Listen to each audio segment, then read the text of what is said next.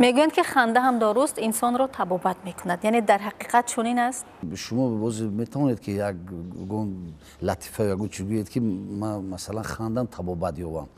من لطیفه گفته نمیتوانم، لیکن من به این اندیشه راضیم که اگر حتی طبابت هم که نکند روح و الهام دیگر میبخشد، یعنی طبع هر شخص چی بیمار باشد چی سالم باشد یعنی بولیده میگرداند. باز من وقتی لطیفه رو قصه کرده ایستادم به حالی که مثلا این لحظه کنون بعد این نوارها تماشابین سینما ما رو تماشا دارن، شما به درجه میخندید که من الکی خودم طبابت یافته ایستادم در این شرایطی که همه مثلا در خونه ها نشستن در ردیف همین زنها گفتیم میشینن بیکار میمونن. زنکای لبی آب. لبی آب چی میگن؟ زنکای لبی آب شتگن یک تاش میگه وای وای وای ای خدای خیریت گفته خدا با شکر که ما آشخانه ده خوب نمیریم یکون وقت. بعد وای دوگانش گفته چی با؟ گفته آخه همین شوهر من خیرورگ باور کنید همین شب ای کار میبیو همین من نمیدونم تا خوب میبیند یا تو سر میخزه با اپراتسیا با جراحی سر میکنه. اگر دستش در دواخانه میشنه یکون کورد میرسید یکون چی میرسید من لخ بدم. دیگه‌ش میگه بسیار وای من که دوگانا آفرین من نمیگفته چی با اخوته شوهر من وای مشروط که چی همین شهر به ایسوس رایونا با میگردد بعد خچی گفته من همین سال 2 بار گردم 3 بار گفته شما معالجه کردم. گفته برای چی؟ گفته همین ناو جوگه میدوریم همین ناو گرم میشه که یک لبی کورپا را میبرداره. سخاوت صد بر سخاوت 82 فرودگاه گفته گوییم همین جوگه است که وزنی یک شمال گفته خون میخوره. ای سیمگیش گفته است بحث کنید ایشمونه که یک کس گذرد موندازی چی فکر میکنند میگه زنکو همجه شیدن غیبت کرسوده این با سیریوز نیده و جدی تر بکنن چی با؟ تا آفرینی من نمیگه تا چی با؟ گفته شوهر من گفته بسیار وزمی چی با؟ گفته همین جوگه در نه امیجم که میگه نجوم که دلوت همی برداره. خود سناریو می نویسید، یعنی بسیاری نمایش ها رو خود شما ایجاد میکنید و اینجا چی نوشتجات ها رو آوردید؟ اکو سین سال هم وقتی به جایی که رسیدن میگرفته است خاطرم کاری خودش میکنه لیکن ما همون از دوره مثلا که شوروی خونده اومدگیم اون دوره خیلی نبود که اودیو ثبت کنی. باز بسیاری میبینم همین تلفن میگیرن اودیو ثبت میکنن جای درکاری ده فراموش نشود نه که اینم وای ندارد عاقبت ندارد. شاید یک جا میافتد آب ده میافتد و من همین عادت دارم که مثلا دفتر هر روزه خاطره دارم هر روز مثلا چیکار شود من نوشته میمونم یا که یگون قصه خوب این خوب است اوزری سوال دادید اول یک چی دینا نوشته بودم همون گیم بعد درباره ورقه شموده یک برادر میبیاد و سنی رفقش میگه همیشه برق خاموش شد تلویزیون نه دیویدی نه من او کینوی ترکی بعضیش ریشش خواه شد نه تلفن های زریعتش تمام شد. گفته شیشتیم همین یک شام فروزون کردیم همین اهل اویله قطعی همصحبت شدیم آدم های خوب بودیم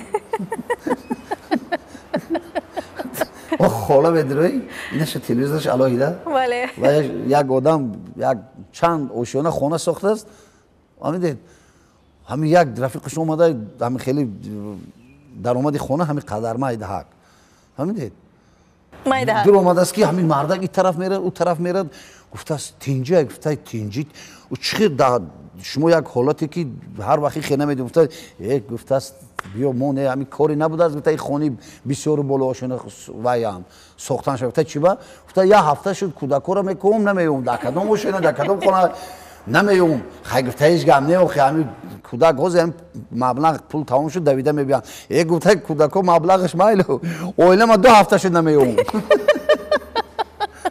انا کنون 6 چیز رو میخورد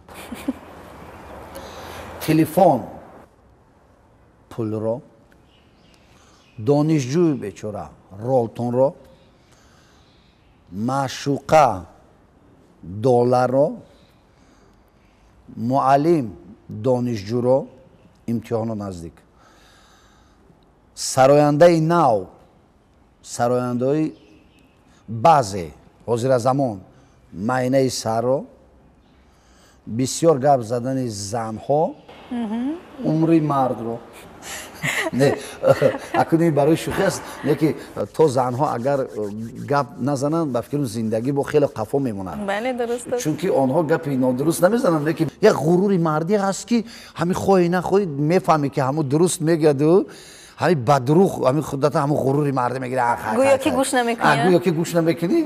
نه با گپی زن میکنی. هر کجا مردی بزرگی است که زن است. درست. جمشید حلیم در خونه قلمفوری بلغاری است یا اینکه قلمفوری تیز؟ شکرو. از همه چیز سخن کردیم درباره همه موضوع حرف زدیم ولی از مهر نگفتیم از محبت نگفتیم. ما هیچ زمانه هیچ دنیا همه هیچ کار دنیا همه هیچ ای هیچ زیبر هیچ بر هیچ مپیچ دانی که زی آدمی چی میماند و بس مهر است محبت است باقی همه هیچ. و شاید بعد این گفتنی های ما و شما فرزندای عزیز دادرای مهربان خواهرای دوست رو یک همین مهر و محبت در اویله داری پدر و مادر استادای عزیز در جایهای جمعیتی من آرزو دارم که به دست گیرید به دست گیرید با تنها بودن همین روزه حیاتی که ما در سر داریم شب و روز همین از درس انا کنی تنها نشینید. یک قصه خوبی دیگر به خاطر اومد.